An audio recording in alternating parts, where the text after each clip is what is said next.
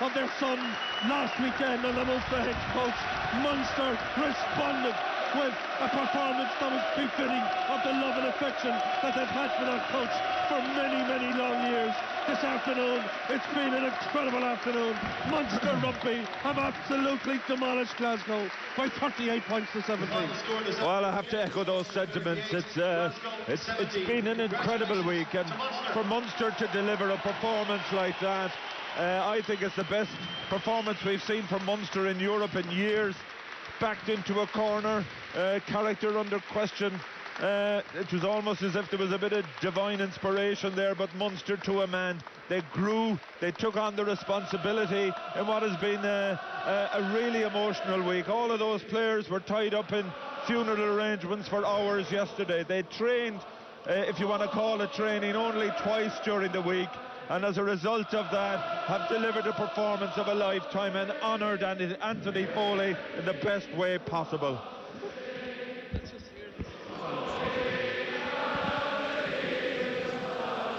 Let's just hear the Munster fans celebrate this extraordinary day and an extraordinary victory honouring Anthony Foley.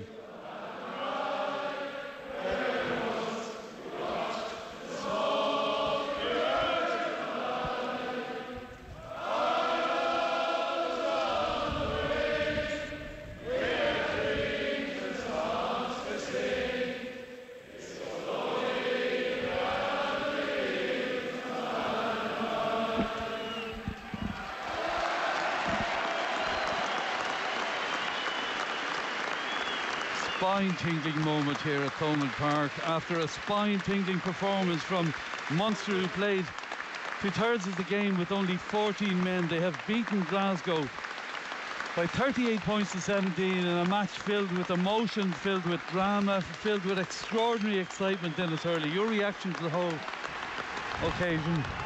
I think they just, the finish up there kind of sums it up, just for the crowd and the players, everyone involved. It's been a tough week, and it's just a nice moment, I think, for everyone involved. You know, I think everyone here appreciates those kind of moments. And European games for Munster are always as exciting for many reasons, and you know, this is just one of these days where a lot of emotions have come I suppose, out of a lot of people. And you're emotional yourself there in that.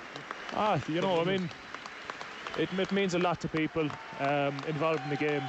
I think the barriers of rugby are worldwide. You know, everyone is involved. Everyone I think this week was affected, and you know, I think it's only right now the players are going to come out and kind of meet and greet the fans pretty much, you know, and just walk around the park. Yeah, we were wondering, the fans demand that the players respond. That Peter O'Mahony is leading them back out. Indeed, the Glasgow players are coming out to form a huddle themselves, but the Munster players, led by Peter O'Mahony, back out in the centre circle to applaud the supporters. I suppose in a way, on one level, the players don't want to over-celebrate the victory either, but they're thanking the fans here rather than celebrating, aren't they?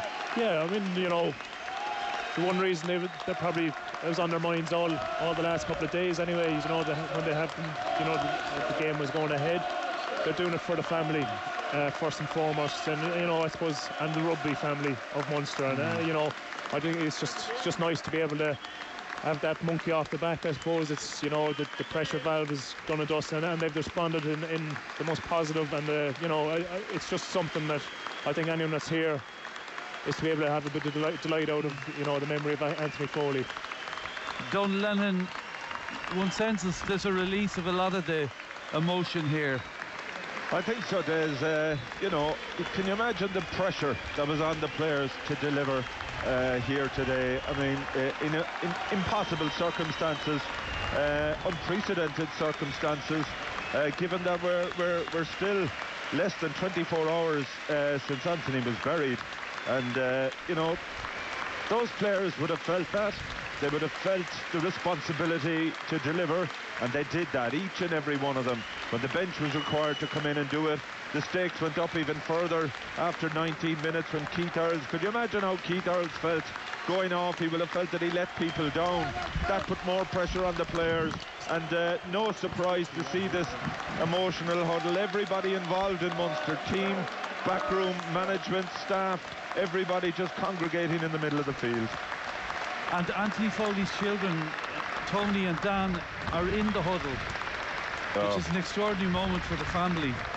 The Glasgow players slip away quietly. Right now we have this extraordinary scene. There is a huddle of 40 to 50 people, the whole Munster staff, as Donald said, and also Anthony's children. I think he actually got them to lead, the two kids to lead them and stand up and fight, which is lovely.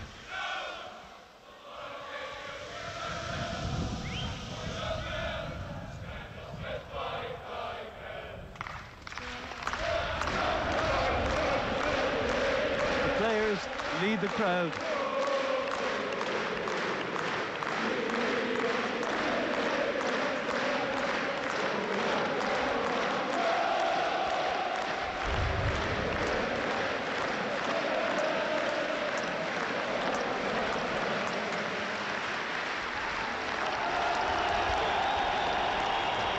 Well, that was quite extraordinary. That was the players you heard. The crowd went silent, and just the players began the singing of Stand Up and Fight, with Anthony Foley's two sons, Tony and Dan, amongst them. They're hugging each other now in a very unusual way. I must say it's hugely emotional, Dennis. Very emotional, yeah. Even watching it here. John Lennon. Yeah, it's incredible. That was extraordinary, wasn't it? Well, as Dennis will know better than anyone, it's a Munster tradition after a game, especially a home win in the Champions Cup. The players would sing Stand Up and Fight in their own huddle in the dressing room, Dennis, isn't that correct? Absolutely, so therefore, instead of doing it in the dressing room, they've brought it out onto the middle of the field. And to have the two kids, Tony and Dan, flanked on one side by Rory Scannell, on the other by CJ Stander, to have them in there at that moment, I can't think of anything more fitting.